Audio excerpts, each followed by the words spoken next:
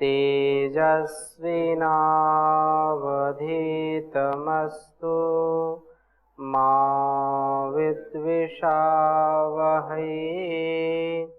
ओम शांति शांति शांति। वैदिक जीवन पद्धति की इस कक्षा में आप सबका हार्दिक स्वागत है, अभिनंदन है।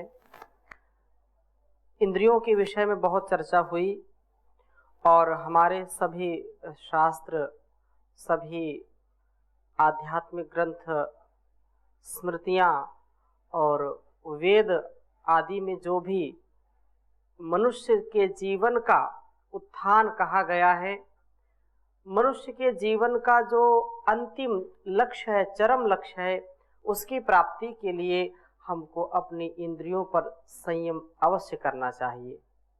यदि हम अपने जीवन में बहुत कुछ पाना चाहते हैं और परमात्मा यदि मनुष्य का जीवन हमको दिया है तो हम पाने के लिए आए हैं।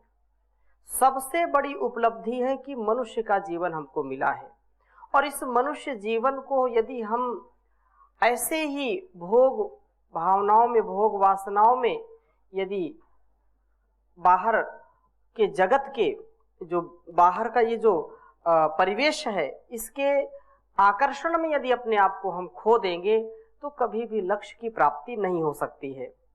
इसलिए जब भी हमको लगे कि नहीं, मुझको धर्म करना है, स्वकर्तव्य करना है, धर्म के मार्ग पर चलना है, तो धर्म के मार्ग में चलने के लिए निश्चित रूप से हमको सजग रहना पड़ेगा। हमारे अंदर जैसे ही ये भावना आती है कि हमारी इंद्रियां संयमित हों, धर्म के मार्ग पर चलें, कुपथ में ना चलें, जो सुपथ है उस पथ में चलें, तो निश्चित रूप से हमारा कल्याण होगा। क्षिप्रम जो बहुत शीघ्रता से, धर्मात्मा के लिए यही है, क्षिप्रम भवति धर्मात्मा। व्यक्ति एक क्षण में धर्मात्मा बन जाता है, लेकिन एक क्षण में उसके अंदर पाप भी आ जाता है। तो पाप से बचने के लिए हमको धर्म का आचरण करना चाहिए। कहते धर्मस्य त्वरिता गति। धर्म की गति क्या होती है? तेज होती है।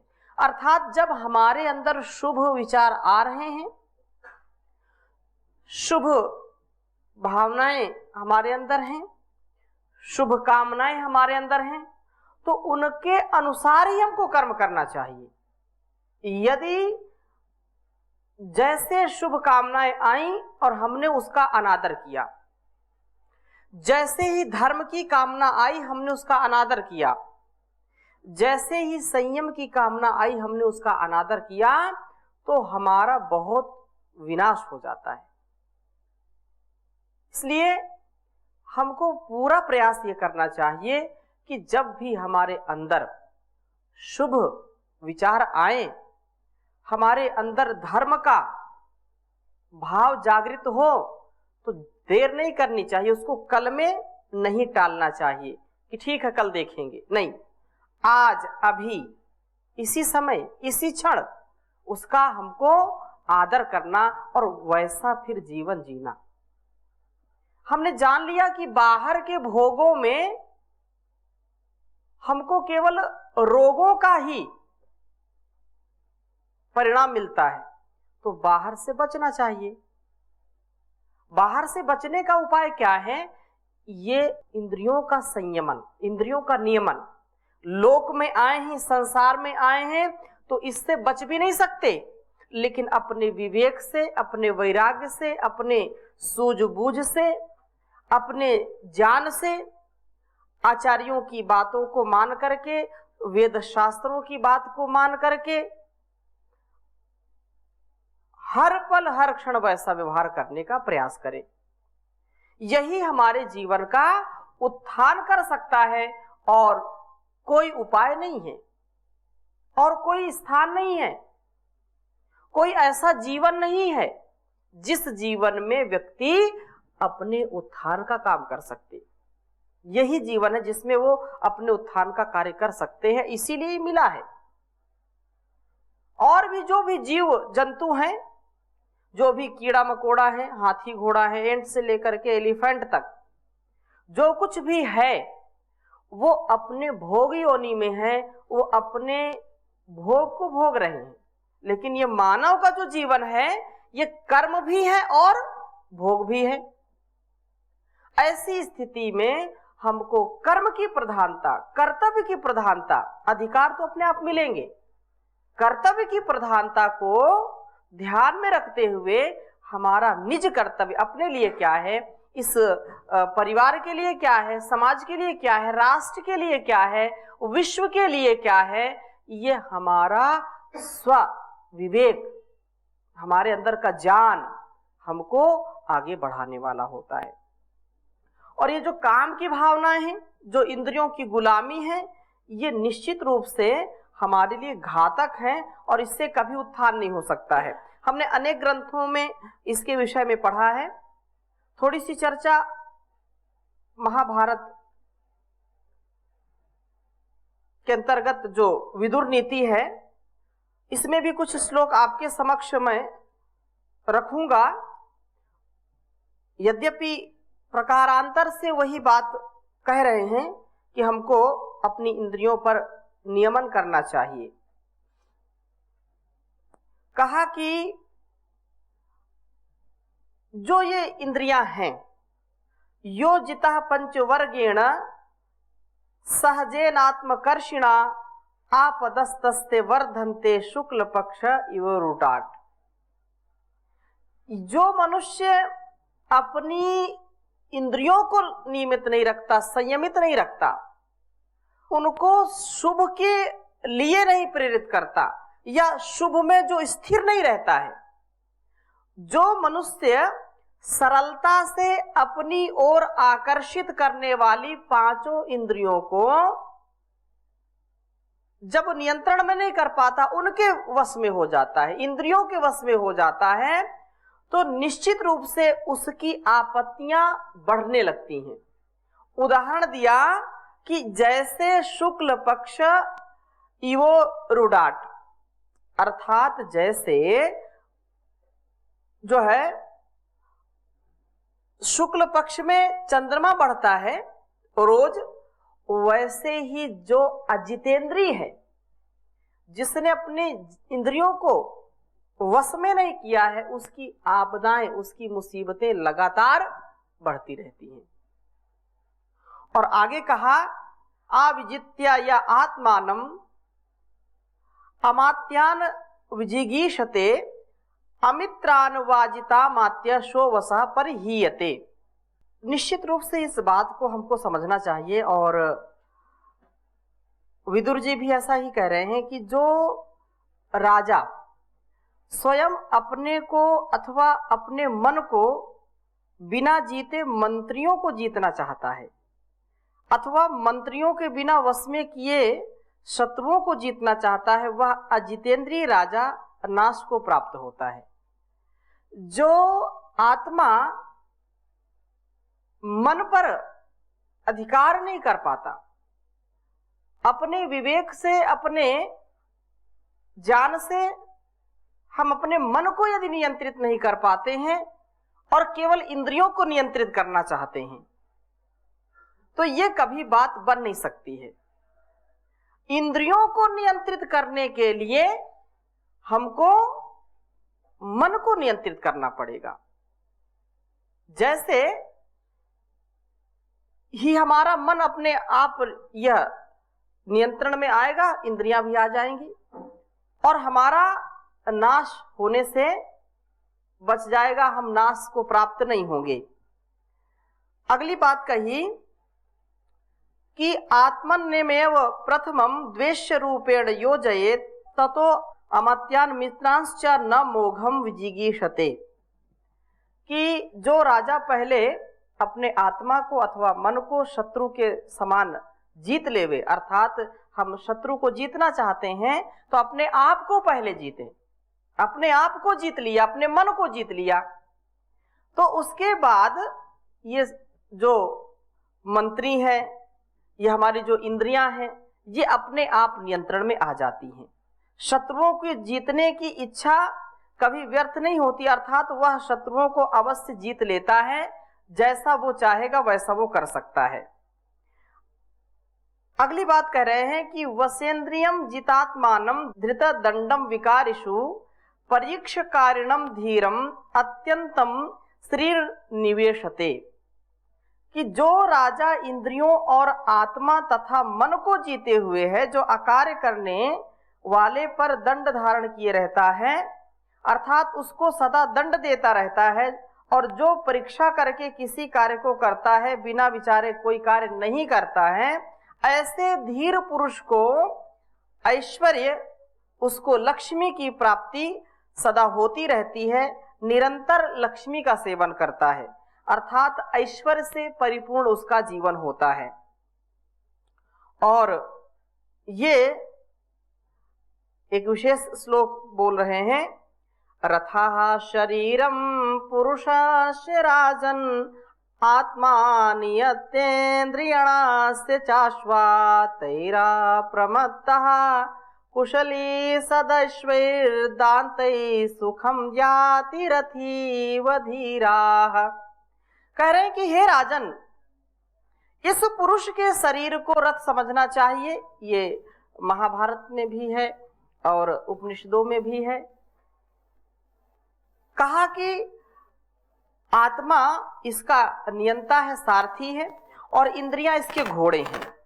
इन इंद्रिय रूपी घोड़ों से चतुर पुरुष उसी प्रकार से लक्ष्य को प्राप्त करता है जैसे धीर रथी वश में किए हुए उत्तम अश्वों के द्वारा सुखपूर्वक अपने गंतव्य को प्राप्त करता है। यदि हमारा सारथी ठीक है तो वो घोड़ों को ठीक चलाएगा, नहीं तो घोड़े तो अपनी मनमानी करेंगे, वो जहां नहीं जाना उधर जाएंगे। तो जहां वो मनमानी शुरू कर दी उन्होंने, तो न रथ हमारा ठीक रहेगा, हमारा ये शरीर भी ठीक नहीं रह सकता है, और हमारा जो सारथी है वो भी जो है ठीक गंतव्य को नहीं पहुंच सकता है जिधर वो जाना चाहता है। इसलिए इंद्रियों को विशेष रूप से हमको नियंत्रण में रखना चाहिए। अनर्थमर्थतः पश्यन् अर्थम चैवाप्यनर्थतः इंद्रियर अर्जितैर्बालम सुख सु दुखदम मन्यते सुखम। कह रहे जिसकी इंद्रियां वश में नहीं है, ऐसा मूर्ख व्यक्ति अनर्थ को अर्थ के निमित्त और अर्थ को अनर्थ के निमित्त ही अर्थात विपरीत आचरण करता है। वो उसको स्वयं इस बात का ज्ञान नहीं होता है, ध्यान नहीं होता है कि कहां पर कैसा व्यवहार करना, कहां पर कैसे जीवन को जीना। इसलिए विपरीत रूप में जो देखना है वह भी मूर्ख अवशीभूत इंद्रियों के कारण महान दुख को प्राप्त होता है। जो मनुष्य इंद्रियों का दास हो गया तो समझो कभी किसी का स्वामी नहीं हो सकता। अपनी इंद्रियों का स्वामी जो होता है वही दूसरों पर स्वामित्व का प्रभाव जमा पाता है। इसलिए अपनी इंद्रियों को हमको नियंत्रण में रखना चाहिए। बहुत ये महनीय कार्य है, इसके बिना हमारा जीवन चल नहीं सकता है। हम बहुत शूरवीर हो सकते हैं, हम बहुत धनवान हो सकते हैं, विद्यावान हो सकते हैं, बलवान हो सकते हैं, ऐश्वर्यवान हो सकते हैं, हमारे पास जनबल हो सकता है, बहुत हमारे लोग स्तुति करने वाले हो सकते हैं, वाहवाही करने वाले हो सकते हैं, लेकिन सच्चे अर्थों में हम एक योगी, एक अध्यात्म जो जीवन होता है उसको नहीं जी सकते। हम कभी भी समाधि को प्राप्त नहीं हो सकते जब तक हमारी इंद्रियां नियंत्रण में नहीं हैं। यहां का भोग तो ऐसे ही है, जैसे उदाहरण देते हैं कि तलवार की धार बहुत अच्छी लगी हो और वो बढ़िया शहद से डुबोई हुई हो, और तलवार को निकाल के बाहर रख दिया जाए और किसी से कहा जाए कि इसको चाटिए जीभ से। तो संसार के जो भोग हैं वो मान के चलो कि जैसे तीक्ष्ण तलवार की धार में शहद चाटने के बराबर है, वो लहूलुहान होंगे। उससे हमारा जीवन योगमय नहीं हो सकता है, रोगमय होगा। इसलिए भोगों से हम नितांत जो हमारी आवश्यकताएं हैं उपभोग तो करना है, लेकिन इन भोगों में बहना नहीं है। भर्तृहरि बहुत अच्छा कह रहे हैं कि संसार में निश्चित रूप से ऐसे लोग मिलेंगे जो दूसरों को बहुत ही अपने प्रभाव से कब्जे में कर सकते हैं, बड़े बड़े हिंसक जंतुओं को भी कब्जे में कर सकते हैं, लेकिन ऐसा कोई जितेंद्रिय व्यक्ति हो, ये बड़ा मुश्किल काम है। तो उन्होंने बहुत अच्छा श्लोक बोला, कहा, इसको आप लिख लीजिए, मत्तेभ कुंभ दलने, मत्तेभ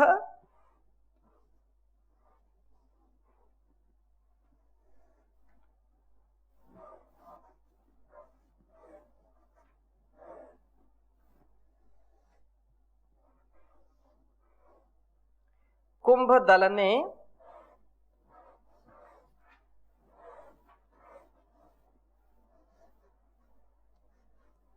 मत्तेभ कुंभ दलने भुवि सन्ति शूराः।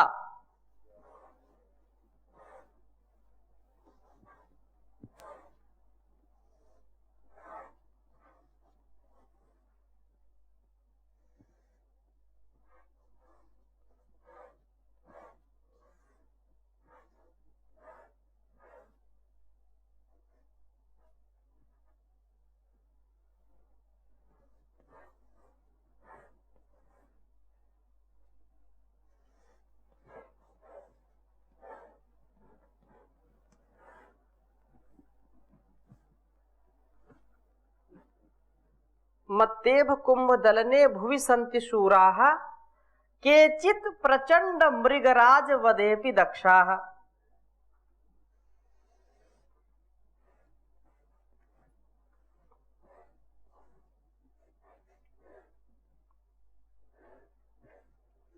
केचित्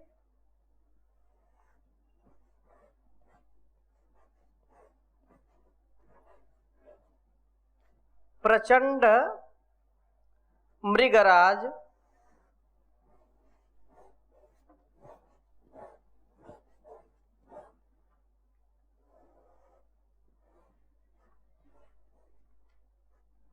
वधेपि दक्षाः।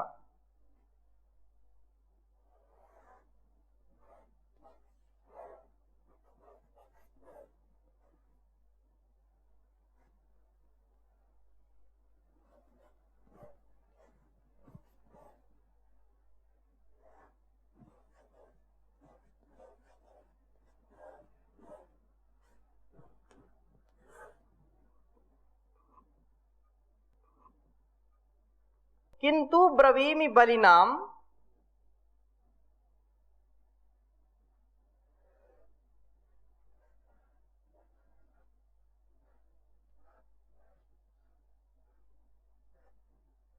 किंतु ब्रवीमि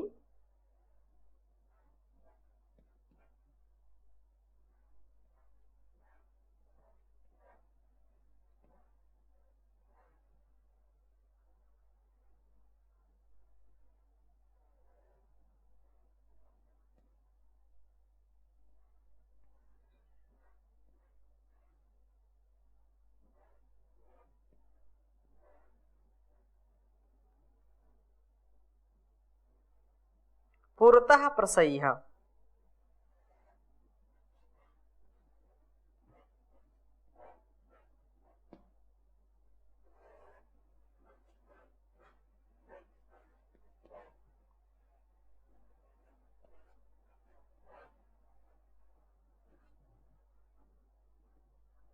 कंदर्प दर्प दलने विरला मनुष्याः।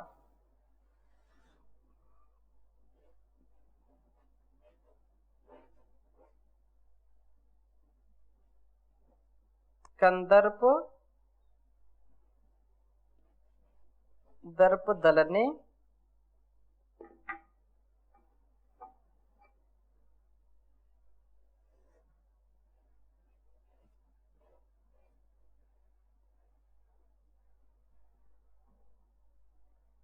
विरला मनुष्याः।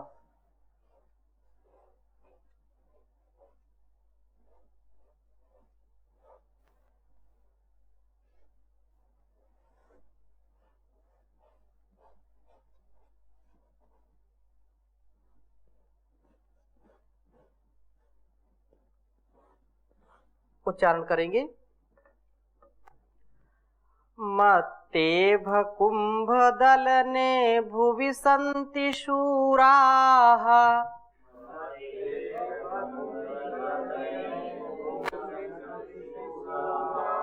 केचित् प्रचण्ड मृगराज वधेऽपि दक्षाः, केचित् प्रचण्ड मृगराज वधेऽपि दक्षाः। किन्तु ब्रवीमि बलिनां पुरतः प्रसह्य, किन्तु ब्रवीमि बलिनां पुरतः प्रसह्य, कंदर्प दर्प दलने विरला मनुष्याः।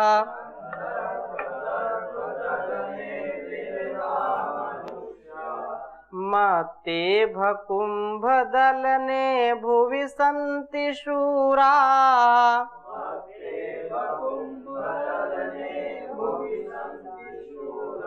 केचित् प्रचण्ड मृगराज वधेऽपि दक्षाः, चण्ड मृगराज वधेऽपि दक्षाः। किन्तु ब्रवीमि बलिनां पुरतः प्रसह्य, ब्रवीमि बलिनां पुरतः प्रसह्य, कंदर्प दर्प दलने विरला मनुष्याः, दर्प दर्प दलने। निश्चित रूप से संसार में जैसा सुना जाता है, जैसा देखा जाता है कि ऐसे ऐसे विचित्र प्राणी होते हैं कि बड़े बड़े हिंसक जीवों को भी अपने वश में कर लेते हैं।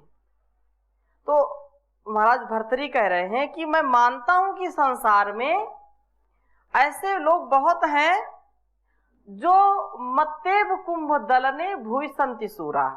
इस पृथ्वी पर ऐसे भी शूरवीर हैं जो है मद में उन्मत्त हाथी को भी वश में कर लेते हैं। इतना बड़ा विशाल हाथी है और उसको भी अपने अंकुश से उसको वश में कर लेते हैं। हाथियों के सिर को फोड़ने वाले वीर बहुत बड़ी संख्या में हैं, एक नहीं कई हजारों की संख्या में मिल सकते हैं यदि खोजा जाए।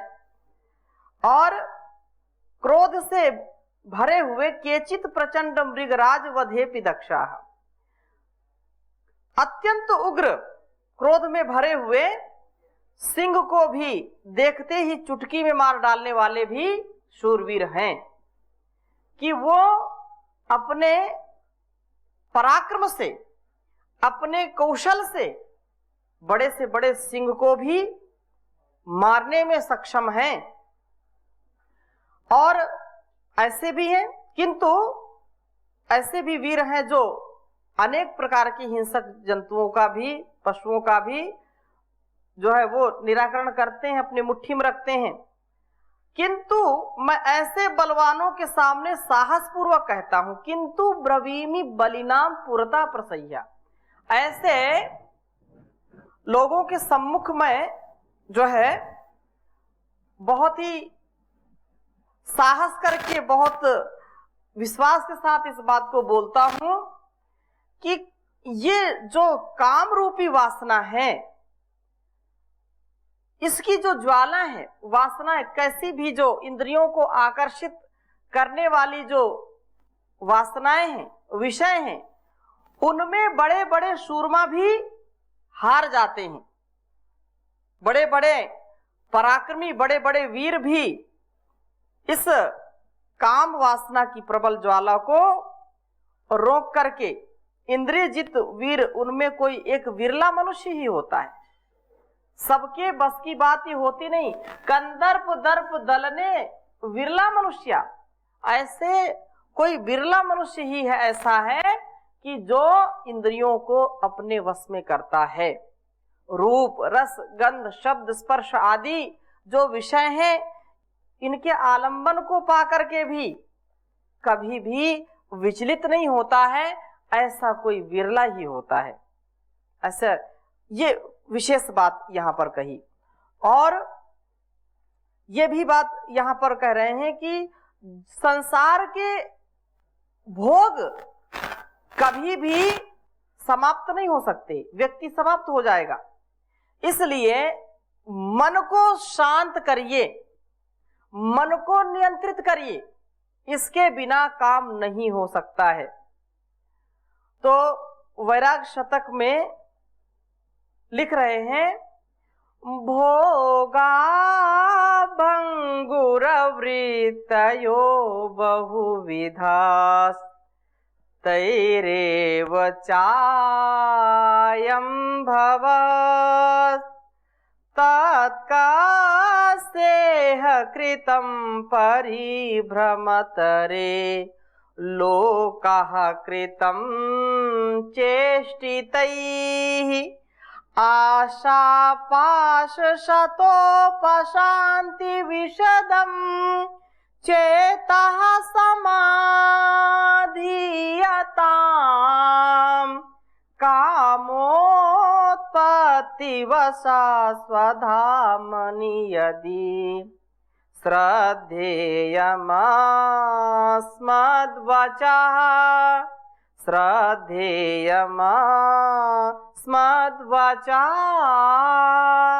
कह रहे संसार के नाना प्रकार के विषय भोग ये क्षणिक हैं, इस क्षणिक सुख को देखकर नष्ट होने वाले हैं और जन्म मृत्यु रूप बंधन वाले हैं। इनका लाभ क्या होगा? अर्थात अरे मनुष्यों, इन तुच्छ कार्यों के करने से क्या लाभ होगा? इस कर्म भोग के चक्र में पड़ने से क्या होगा? कोई विशेष लाभ नहीं होगा। यदि हमारी बातों पर जो धीर हैं, गंभीर हैं, विद्वान हैं, जो इस चर अचर जगत का ज्ञान रखने वाले ऐसे महान पुरुष हैं, तो कह रहे हैं कि यदि हमारी बातों पर विश्वास और श्रद्धा हो तो सांसारिक आशा पाशों को तोड़ करके मन को शुद्ध बनाइए और मन को शुद्ध बनाते हुए तीव्र इच्छा के साथ अपने मन को परमात्मा में स्थिर करो, क्योंकि सबका सुख वही है, वही सबका सुख देने वाला है। तो इसकी चर्चा हम और अगली कक्षा में करेंगे। अभी यहीं पर विराम दे रहे हैं। ओम शांति शांति शांति।